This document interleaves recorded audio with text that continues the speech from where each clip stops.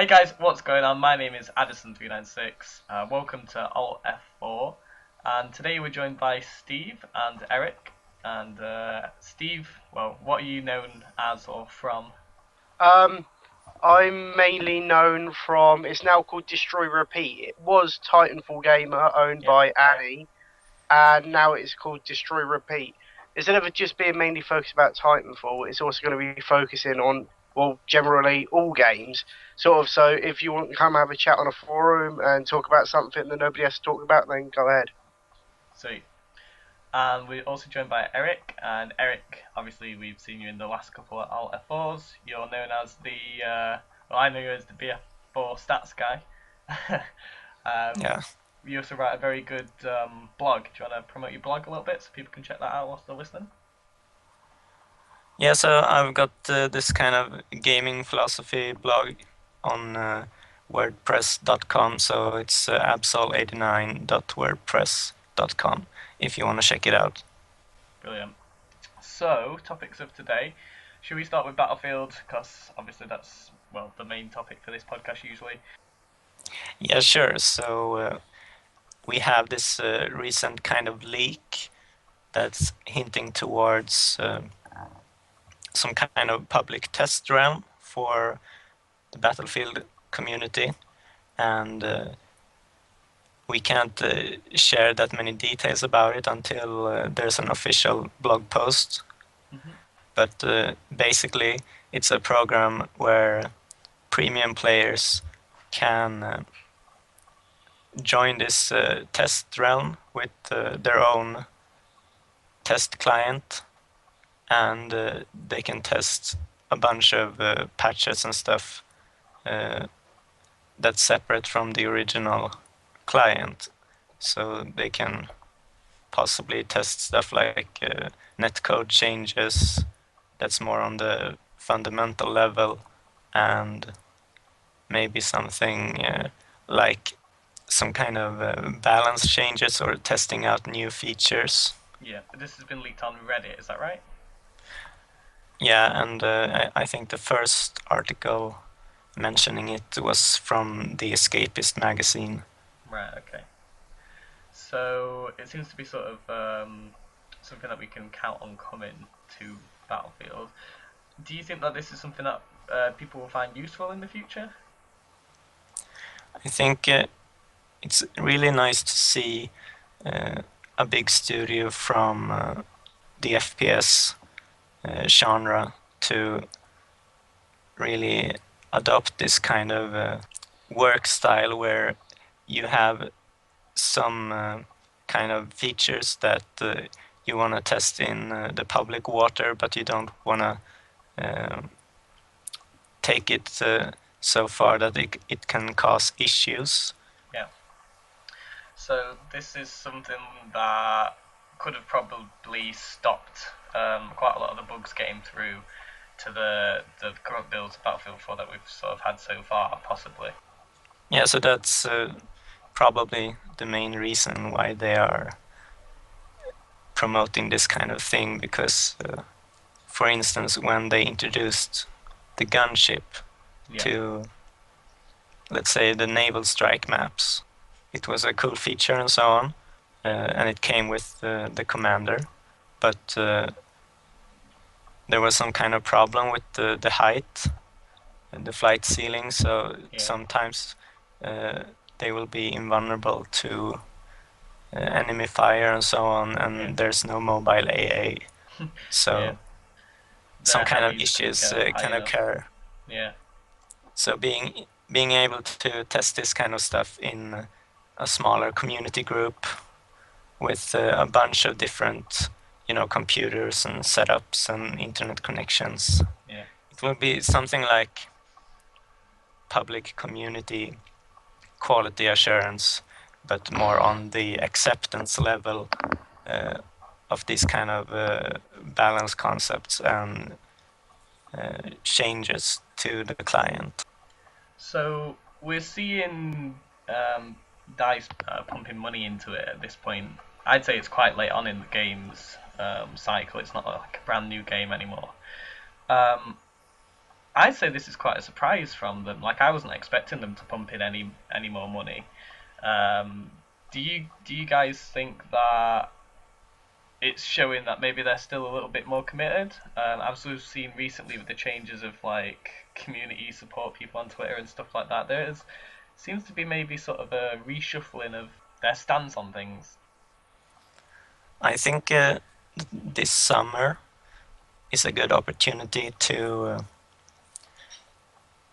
really make the game in a good state.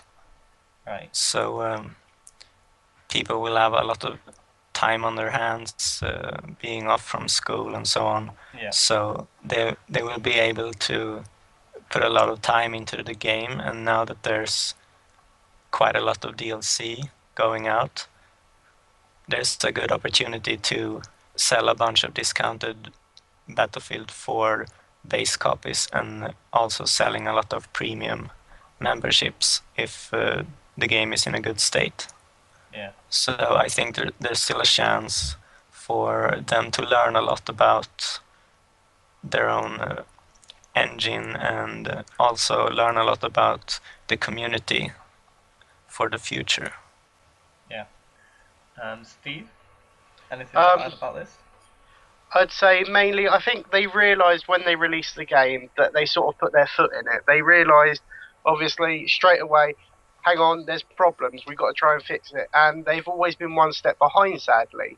But like Eric said, I believe over the summer where people have a lot of time on their hands, they're obviously trying to get it prepared for them and trying to obviously get it promoted as well. But it's nice to see that a company have sort of realised the damage they've done and sort of apologised and said, yes, we understand we've caused problems, but we want to make the game right for you still. They sort of, it feels to me that they have the gamer in mind still, where obviously a lot of companies, it's all about the money, where they sort of think, well, hang on, yes, okay, it is about the money, but we still want to share a product that we love, like as well as your love, if that makes sense. Mm-hmm. So, how are you guys finding the current build of Battlefield at the moment? I've been back on the one, and it's all right at the moment. I'm still getting little bits of lag and certain bugs that have been there since launch. But I think it's a lot more stable. There's a lot less lag and there's a lot less frame stuttering. I did go back on the 360 though, and it's like a lot worse. It crashes way more often and things like that. So I'd say generally I'm a bit more happy with the build, being a One gamer, an Xbox One gamer. What about you guys and your builds that you're on at the moment? On PC, I got a small FPS boost with the recent NVIDIA beta drivers and also the recent update to Battlefield. So I've been kind of working on getting 100 kills with all the primary weapons and pistols. Okay. So it's been good. I've been playing a lot of hardcore and occasionally leveling up some vehicles. Okay.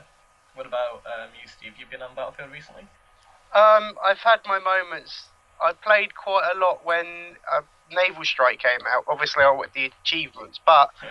I thought, well, obviously, if they're going to be releasing the DLC, they're trying to patch some of the broken things. And one of the things I did notice was they brought back the queue system, and it worked surprisingly well, which was a little bit of a shock, I guess, because obviously the queue system. Yeah, the queue system, because the 360 didn't have it for a long time. Right, compared to the other consoles. So I guess that I'm kind of happy with it, and obviously I still get bits of lag, but that's just my connection sucks, so I can't really say much about that. But I've noticed a lot of the players now that like playing Battlefield have stuck by it from the beginning, where obviously a lot of people picked it up just like, yeah, it's a new game, have obviously run off and done whatever they're doing. Yeah. And it's nice to have sort of a more, should we say, a hardcore community of Battlefield now. I've noticed people seem to have gone from the, oh, we'll slate you and slag you off as much as possible. They're sort of slowly tipping the scales back in their own favour. Yeah, I And suppose. the community in general seems a little bit happier now. Obviously, you're going to get the few idiots that just rage no matter what, and the people that will hate it. But people seem to be tipping more towards it's a game that works now, and we're starting to enjoy it, so we give it a bit of praise. Yeah, I can see that. I was just thinking it'd be nice if it was if in game though it wasn't just well. It'd be nice if in game as well there was the hardcore people as well, because it just seems like in this Battlefield 4 there's so many like noobs running around not knowing what they're doing. But yeah. So yeah, I suppose we're left with sort of the people that like sort of stick by it, played at least Battlefield 3, sort of seen, because I think a lot of people that are still on it at the moment, they're not necessarily hardcore Battlefield fans, but they play Battlefield 3, and they sort of could see an example of a Battlefield game that worked, so they knew it could. Well, I suppose, and they were thinking, oh, it's going to get up to that point. We were all hoping it was going to get up to Battlefield 3's standard. Do you think that for me, I don't think it is yet, but do you guys think that the connection and the frames per second and stuff like that is up to the standard of Battlefield 3 yet? The net code, as we can call it. Myself, I'll be brutally honest with this, and people can hate me if they want to, but I dropped into Battlefield 3 like quite late, in the sense of I only dropped in myself a couple of years ago on Battlefield 3, and I honestly don't think it is the standard, and it's going to be quite a hard push for the standard for Battlefield 4 to be the standard of Battlefield 3, just purely because of the fact of the problems that were caused in the beginning. Obviously, put a lot of people off, and I don't know, with Battlefield 3, they seem to have got it quite spot on for what for what people wanted. Yeah.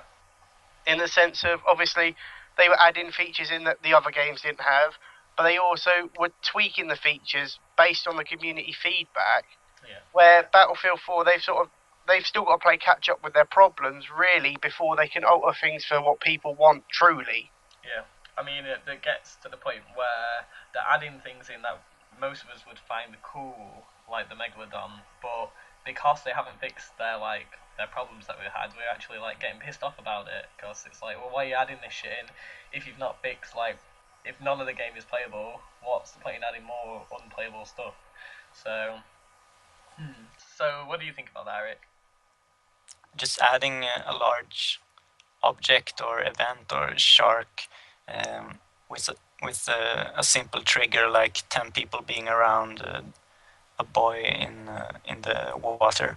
It's really not something that's really complicated to implement, I think. So Yeah. I think it hasn't really detracted them from actually fixing other issues. Yeah. It's just some people had some time over, and they thought we can just as well put in some Easter eggs, because well, Easter eggs is it's fun for the players to explore and so on. So I think they have many artists. I just think when they were saying things like, we're not going to like focus on any more DLC before the major things in the game is fixed, and then they've got this 6 things or whatever that properly need fixing, urgently need fixing, and they're still not fixed, and then they release all the DLC and stuff like that. Like, that's sort of counter. Yeah, but I think with the fixing, I think they mainly meant the core playability, that the game shouldn't crash and the game shouldn't show you missing textures and people bouncing so not up in the air like 1,000 feet and then through the ground. That's the things that they wanted to fix before they put out more DLC. But then on the other hand, they kind of have been alternating studios with the DLCs. So yeah, not necessarily the one-hit kill bugs or the stuttering, as long as the game will actually load up and play, and it's not like you were saying, people flying through the air. I suppose that's what they were saying, or they can at least claim retrospectively that's what they were saying, can't they? So yeah, so that's kind of a playable standard, at least with all the networked features. that's in Battlefield right now. But I think there's some kind of floor that they can't really go past in terms of the network code and so on. They can fix the holes in the floor, but they can't really raise it and make people have this kind of twice as good net code. Yeah.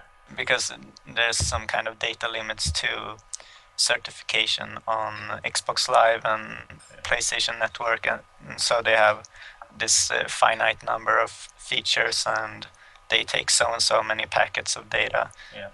And I mean, you can send them faster, and that's more bandwidth, or you can do something like create situations where you don't have as many data sending components at the same time. But then again, Conquest Large 64 players is meant to have all the things. Yeah. So they can't really do that. So I think they're kind of happy with the game being able to deliver all these components. But on the other hand, it's not that scalable, so that when you have a small playing field, the things with the netcode don't really compensate well for that kind of situation. So, anything else about Battlefield 4, or are we okay to move on to other stuff, new games? We can move on to... Okay. Have you heard about the WildStar open beta? No. What's WildStar? Never heard of WildStar. It's a kind of MMO game. I think it's a bit space themed. Okay, cool. They just released the open beta sign up, so you can go there if you have a PC and try it out for like 10 days. Or you can watch their live stream in about 1.5 hours. Well, it'll have gone by the time I edit this together, so in the past you could have watched it in 1.5 hours. Yeah. So probably for the next, like, let's say, let's give me like till the weekend to edit. Well, so I got my thing handy on Friday. Let's say it goes up Saturday, Sunday at the latest. So by Saturday and Sunday you'll still have a few good days to check it out. So go and check it out. Anything, Steve? So hang on. Let me get my words out first. 2 questions at once. Let's ask the first one first. Any news in general about games that you want to discuss? There was a few things I saw. I know Minecraft is releasing DLC again soon. I believe it's only going to be in the form of skins. Right. But there's rumours going around they might do what they did with the Skyrim DLC and release like little pre-made maps. The hint was a picture of Master Chief in Minecraft, which I thought was quite interesting. Was this is this for the Xbox version only or for the phone? I believe so. It did say on there. Hang on 2 seconds. Yep, it did say for the 360 edition. Okay. But I believe eventually, obviously, will come out to other formats. Yeah. Well, obviously on the PC you can get you can basically just download any skin you want basically, or make your own skins. But is the Minecraft available on the PS3 at the moment? It was only released, I believe, 1 or 2 months ago. But yeah, it is now. It's on the PS3 and I think it's on the PS4 as well. Okay, cool. Right. So so yeah, obviously it's going to be updated to those other platforms. So, but the Xbox 360, you're saying, has got it first? Yeah, the 360 gets it first. I'm not sure what's happening about the Xbox One, because they were going to release a version for Xbox One, obviously, to try and compete with the PS4, but it's kind of gone silent with that one. So, any other news in general? I thought this one was quite an interesting one, was that China was always banning the Xbox One, and last week they officially got the go-ahead for the Xbox One to go on sale in September in China, which I thought was quite interesting. Is it to do with the like how strict China is with their whole with their whole policies of everything basically? I believe it was to do with the Chinese government. They officially released a set of rules defining how the foreign games companies would be allowed to enter into the Chinese market when they do. Right. I know they were talking about it last year. Microsoft set up a joint venture with, I believe it was Best TV, New Media, a Chinese internet TV company. And they wanted to have some sort of partnership so they could release the console and obviously get the promotion and etc. etc. It says here that also the government they banned sales of consoles in 2000, but obviously they've realised the potential now, and they've released a new set of rules. I can't seem to find them, but they released a new set of rules, obviously stating about what you can and can't do when you release the console now. Right. Okay. So it seems that the Xbox One will finally be allowed into the marketplace. Which will be nice, of course, because not only will it mean that people from around the world now that were excluded can now play the console, it also means, for example, there might be a few people in China that want to develop games, obviously for the Xbox One. Now they've got a chance. Yep. So good news for everybody basically. So, anything else that you want to discuss in the news section of all games? How interested are you in like a multi-platform World War II shooter with multiplayer? Between the platforms, or not multi-platform, cross-platform, and multiplayer, but they're releasing a World War II game that will be released on multiple platforms. Yeah, I'm interested in World War II. I always wanted DICE to do World War II though. Yeah. Who else would I like to see do World War II? Because I used to play all the Medal of Honors. I played right. all of them up to Rising Sun. I don't think I played Rising Sun, but played all the ones previously, and they did. They obviously oversaturated it, but they did like World War really well. I remember the sort of Saving Private Ryan scene that they did, where you like have to storm the beaches of Normandy and stuff like that. That was really cool playing that mission. They were like the sort of pre-COD games that I played, and then obviously COD went back and did World at War, and then we haven't really seen a prevalent one since World at War, unless I've sort of missed it. I think I'd like to see it, especially with the updated graphics, and I think the market's ready for it now. I mean, I think it got like way oversaturated, especially like towards the end of Medal of Honor, doing their sort of World War stuff. But I think the market will be ready for it now. What about you guys? Yeah. Well, at least on console, there's some room for this kind of game. Yeah. On PC, we have a game called Red Orchestra. Okay. And it's quite advanced and so on, but obviously people on Xbox and PlayStation can't play that, so there's room for one on console. And there's this game coming out, I think it's this summer. It's called Enemy Front. Okay. And along with another game that's called Sniper Elite 3, they have this kind of, sniper bullet cam thing going on. Yeah, I forgot about Sniper Elite actually. I do like Sniper Elite, and that's World War II obviously, so... Oh no, wait. I really enjoyed the second one of that one. The Sniper Elite 3 though, isn't that going back to... I read something about this about a month ago and I've completely forgotten it. It's on a different front or a different time period or something like that. I'm not too sure. Yeah, maybe. But the main difference being that Sniper Elite, you can see all the internal damage going on. Yeah.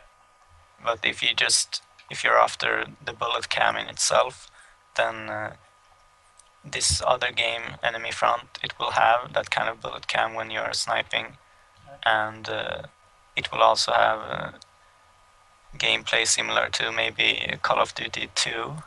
Okay. Or something where you run around with MP40s and other things, and but they have some kind of environmental dynamics where I saw an interesting clip where the guy was shooting this pile of logs that were stacked around enemies, and they were just, the physics were pulling them down and on top of all the soldiers, so they died. So instead of shooting the soldiers, you can use the environment to blow things up. That's quite cool. I like stuff like that. So I think that will be maybe a shooting star, people play it for like 2 weeks and then it drops off, but I still think it could be quite a fun game if you're looking for something other than this modern military genre. Steve, any other news? I was just having a look and it lost the list again because I'm just terrible. What did I see? Oh, Dying Light. The guys, I believe it was the developers of Dead Island that are making Dying Light a new zombie game. It's now sadly been delayed until 2015. I can't seem to find the reason, but obviously any game being pushed back nowadays, it means obviously people don't get to play it, and it's disappointing to an extent because obviously you get so hyped up and ready for it, and then it just seems to get pushed back so quickly. It's sort of a blink of an eye. It just gets pushed back. It's disappointing, sadly, but that's some of the news I found today. So I think we'll move on to the what have we been playing section now. What have you guys been playing over the last couple of weeks? Would you like to go first, Eric, or would you like me to go? You can go. I need to think. That's cool. Well, to be honest, I'm a lover of bad games. Any bad game seems to get pushed to me, and I end up playing it. I've been playing. I just recently started Dark Void. Right. I got it for about £1, so it was incredibly cheap. But I thought, you know what? I'm a lover of bad games. I'll give it a try, and it's been one of those sort of games that's surprisingly pleasant to play. Okay. Yes, it's got. It's. I believe that you've crashed on a foreign planet. You believe? Pardon? Sorry. Should it not be obvious that it's not Earth? Yes and no, because it does get a tad confusing, the story. But you're in space and you crash onto this planet, and from where I've got up to in the story, you find a village. Right. And for some reason they hate you. Maybe I skipped that cutscene. I don't know, but. I'm getting from you a feeling that the storytelling of this game isn't done very well. Like you're left. No, it is a tad confusing. Right. Okay. But now I'm fighting robots and trying to find my partner that's been kidnapped by these villagers. Right, for no reason. Yeah, for no reason. Either that or I'm just blind. But and I've now just acquired a jetpack. Okay. Which makes it interesting because there's flying parts, but the flying controls are quite easy to use. Okay. But sometimes the controller just doesn't want to listen. Okay. So, what type of game is this? Is it a RPG it's a third-person shooter. Oh, okay. Third-person shooter. And you got a jetpack. Can you shoot whilst you're in your jetpack? Yeah, you can actually do quite a lot in your jetpack. You can click the right stick in and flick the left stick forward as you flick the right stick back, and you sort of do a 180 on yourself. Okay. You can obviously do your standard barrel rolls. You've got machine guns on the jetpack, so you can shoot down UFOs. Obviously, yeah. Of course, because that's just normal. What else can you do? Oh, you can double tap one of the buttons, and you can hover, and you can land quite safely. But I seem to have the habit of going to fly, because if you're in an area where it's quite open, you can land and then you can take off again. But I double tap the button to fly and just crash straight into a wall and then wonder why I die. Obviously, I'm either not very good at it and don't understand the physics of it, or that's just me being me. Okay. Or the game's like fundamentally got some broken coding in it. Activate jetpack equals smash headlong into wall. So what was that game called again? That was Dark Void. Dark Void. I think there was any bargain bin. I should be the bargain bin man. No, Because it's I good. also I've been getting picked loads of up. free games recently. What did I free to pick up? play. I picked up Inversion. I picked up, and I picked Heard up of that. Fuse. What's Oh, sorry, and my last one was Binary Domain. What's Inversion? I've heard that. I've heard that name. Inversion, basically the typical whole, oh, you and your partner are going to go and kill this big boss, but it implements a lot of gravity with it. For example, you could be running down the road, Yeah. and all of a sudden you change gravity and start floating. Or you can change your perspectives. It sort of gives it that little bit of a unique spin. Yeah. But there's some cool things you do. Like you can change the gravity, for example, from being normal to sidewards, and the cover actually comes away from the floor. So while you're floating, you can obviously hide behind the cover and you can shoot enemies. That's pretty Or sick. you can also, I think if you do it quick enough, if I remember correctly, you can make them splatter on the ceiling, which is quite fun to do. You can make the people like splatter. Yeah, sort of you can make sure the gravity sort of turns upside down sort of thing, and then obviously they just splat into the ceiling. Sort of like force powers without midichlorians. Very cool. Eric, have you remembered what you've been playing this week? Yeah, I've been playing some Borderlands 2. Oh yeah. You know, getting hyped for this new kind of pre-sequel release. Yeah. And also been playing some 3DS Pokemon X. Yeah. So I seen on your Twitter you have some sort of blog or community around that, don't you? yeah, I do.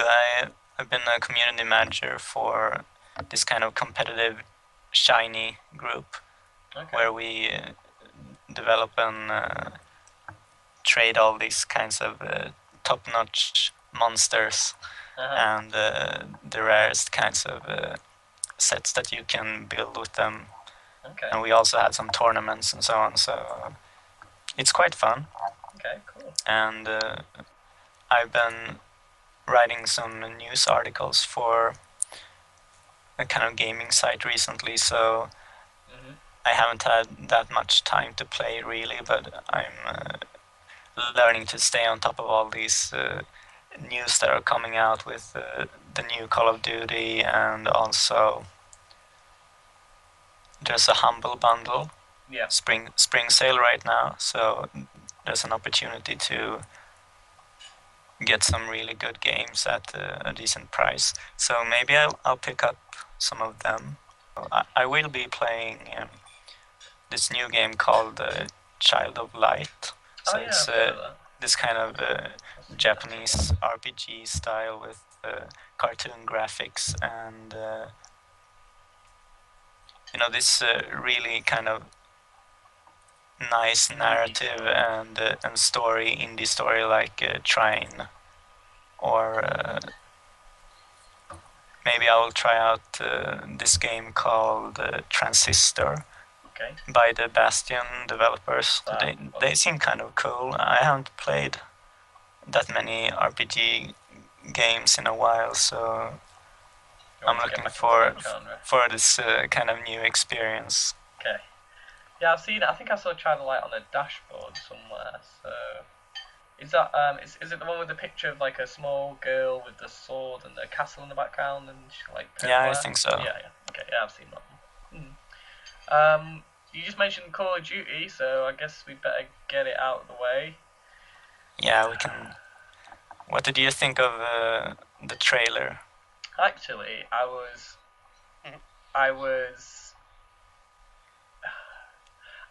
like, for Call of Duty, I think they've done all right. Like obviously the trailer's meant to make everything look like way better than it is, so I'm not being like blinded by it, and I'm definitely not gonna buy it.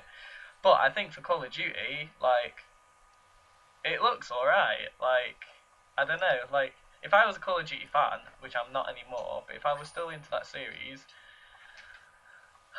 I don't know. I think I'd probably be like kind of hyped for it. Now that I've sort of come away from Call of Duty and expanded, because I went into a sort of Call of Duty bubble for about a year or two, and now I've got out of it and seen what other games are doing. obviously in the trailer there's so many hints to like, oh, we're gonna add this in because the other games have got it in. You know, like the mech being there, like the full exoskeleton suit, basically like a Titan. Like they show the wall climbing, like basically just to simulate the the wall running and that. The extra pilot maneuverability in Titanfall, that sort of stuff. I like the campaign though. I like the House of Cards tie-in. But I think Kevin Spacey looks awesome. Yeah, he does. He looks good in it.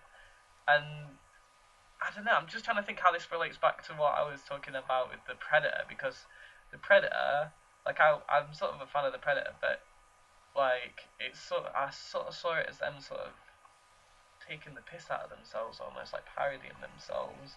Like, just because I'm a fan of Snoop Dogg doesn't mean I agree with their like stupid like money grabbing attempt with Snoop Dogg. Do you know what I mean? So I don't know how I feel about this. They should get someone like Vin Diesel and that get him be to awesome. Or Chuck Norris. Or Morgan Freeman. Chuck Norris, like I get the whole internet's obsession with him, but I never had any sort of Chuck Norris influence until I was like 13 and saw him on the internet. So I've got like no idea what this like whole Chuck Norris obsession is. I don't get it. But anyway, yeah, the whole Kevin Spacey House of Cards thing, I like it, but is it an example of them like sort of trying to grasp at popular things instead of coming up with a new idea or a new storyline? I think they will be in the vicinity of the Black Ops 2 theme, where they had some kind of recent political development that could possibly lead to this kind of disastrous thing in the future. So they take some kind of political issue and they blow it out of hand, and then they make some kind of dramatic, interesting story about it, instead of, making some kind of a more character-driven storyline, because it gets more publicity if you make it relevant and if you make more drama out of it, I guess.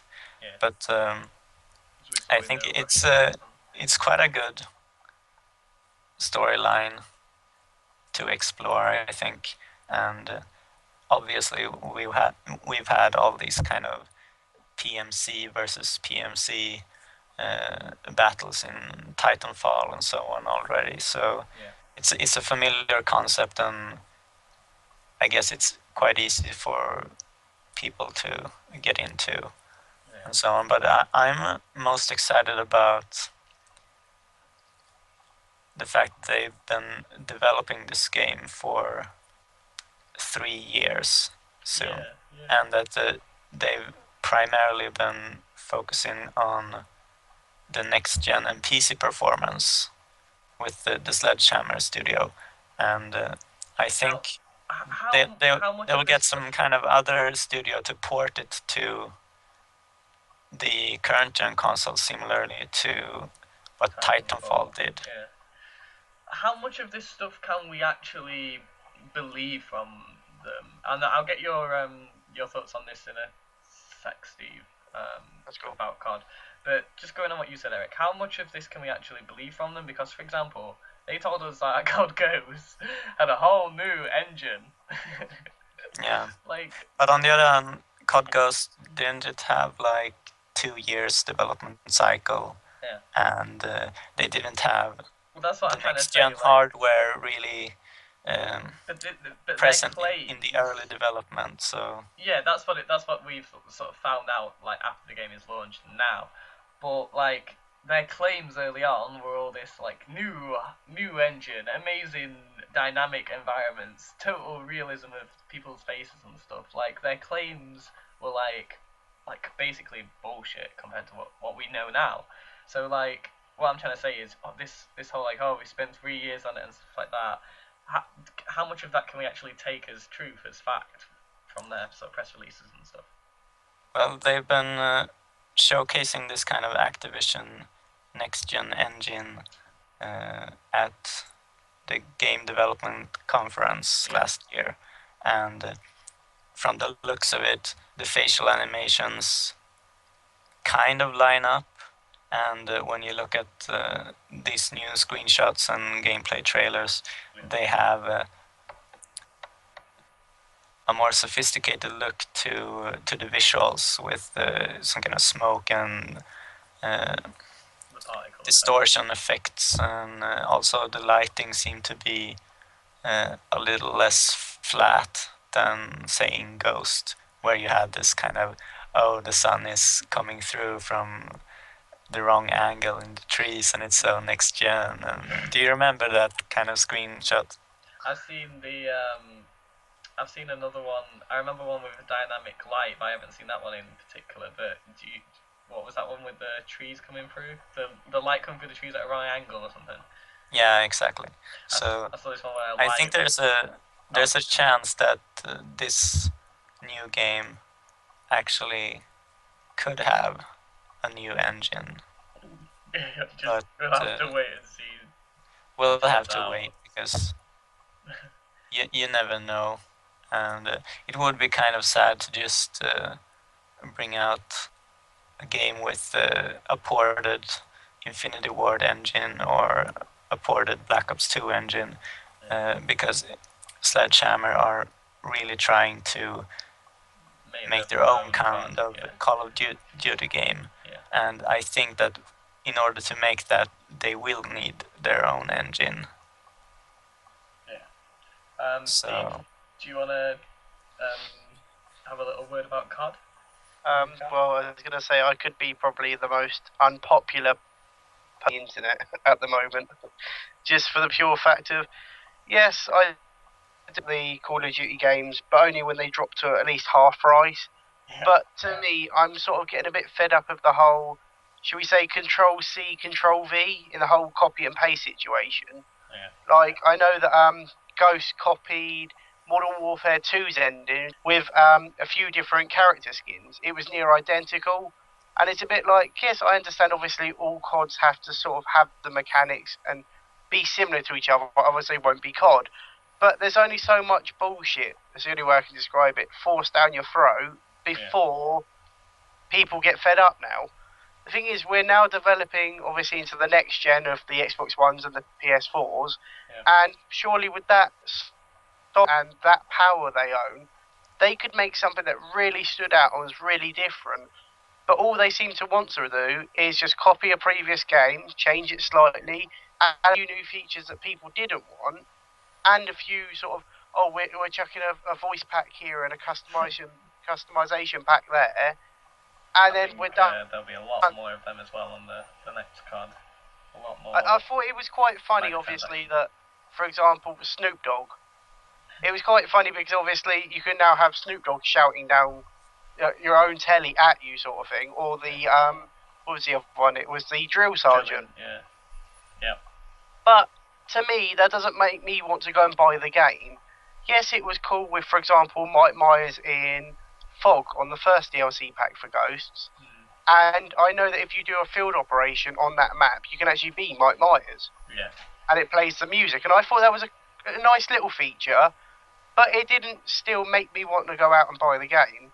They seriously need to change their model. I think this is something that would make you want to buy premium, almost, or something with premium as an extra. Yeah. I think the premium people already, like, I got so pissed off when when I was back on Black Ops 2 and the one before, when I realised that the season pass didn't cover everything. Like, I thought the season pass was, you're supposed to get all the DLCs. All DLC and stuff like that. That's how it was advertised at first, I'm sure. So coming back towards like this card and all the stupid little like extras that you're talking about, the voiceovers, the wolf skin, the reticules, the camos, all that shit. That stuff should be, I think, included in a season pass. Yeah, in the season pass, because like that would give you a bigger incentive. You spent the extra. Yeah, give you a bigger incentive to buy the season pass. And I think they just get so much more appreciation, like fan appreciation. I don't know. It's just another step between having the full game. Like if you're paying money for a game, I always find if I pay money for a game and then there's something else I have to buy between me having like the full complete game, it always pisses me off. Yeah. Yeah, but I think they realized that Ghosts in itself is not the most attractive game because of its content, and they saw this as some kind of opportunity to try out some kind of more cosmetic microtransaction things for people who are not going to buy the season pass anyway. So maybe they think it's more fun to jump on if they hear some kind of silly things going on, like Snoop Dogg rallying you and your teammates at the end of some kind of domination game or whatever. But so any of us, well, I'm probably not going to pick it up. I'm like 90% sure I'm not going to pick it up. What about you guys? You going to pick it up? I think Sledgehammer are going to put a lot of more effort into their game, similarly to how Treyarch built Black Ops 1. Yeah. So if you look at Modern Warfare 2 compared to Black Ops 1, they really made some kind of cool changes and also some competitive changes to the weapons and the way they handled compared to the netcode and so on. Yeah. So they had this kind of tier system of guns, basically, that had one minor tweak each, and with the netcode and the FPS being quite linked together, they made this kind of simpler balance system, even though they had quite a lot of guns to play with, and also introducing stuff like the theater mode and also I think the Black Ops 1 story was really good, and I think Sledgehammer will be trying to deliver something in the same scale maybe, or complexity. So I might actually be picking up Advanced Warfare, maybe not on day one, but maybe later on. Maybe I'm gonna be a Christmas noob this year.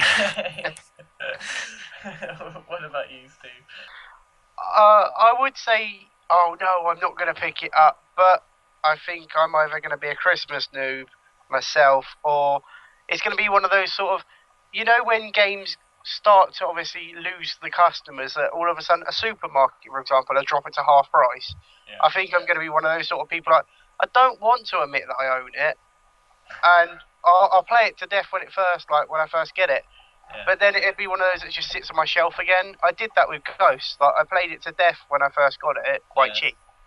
Then it's just been sat on my shelf. Yes, I play it with friends once in a while, but I don't know if it's to go like I can't speak today. I start again. If it goes by the I've done with Ghost, then I probably will try and save my money this time. I suppose it also matters on who's playing it and with whom. For example, obviously, if all my friends were playing it and that's all they were playing, I'd be more likely to pick it up. But I don't know many of my friends now that really play COD in general. Yeah. And if we do play COD, we normally go back to COD 4 because that's what we prefer. Yeah. I've been playing so many hardcore shooters like Insurgency and even Red Orchestra. So, and since I've been away from games like Call of Duty for almost 2 years now, I think I won't mind jumping back into it as much as someone who is constantly playing those kinds of games. So thank you very much, guys, for listening to this episode of All F4. Obviously, I thank you very much for listening. Really appreciate it. And the guys want to say a quick goodbye. Eric, where can they find you at? And obviously, thank you very much for being on the show. Yeah, thank you.